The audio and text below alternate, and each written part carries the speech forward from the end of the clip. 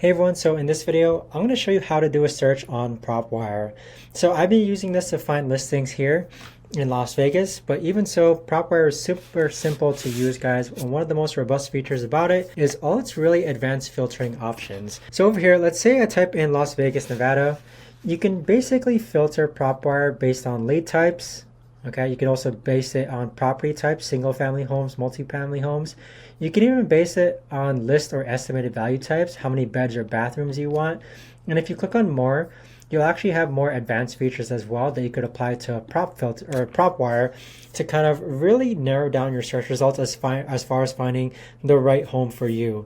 So let's go ahead and actually adjust these. So let's say the lead type that we want to do is cash buyers, and then for property type, single family home, and we'll say the price is around 500K. So as you can see, it's now showing me all the lead types in which it's cash buyers, in which it's a single family home of over $500,000 estimated value. So these basically fit that criteria.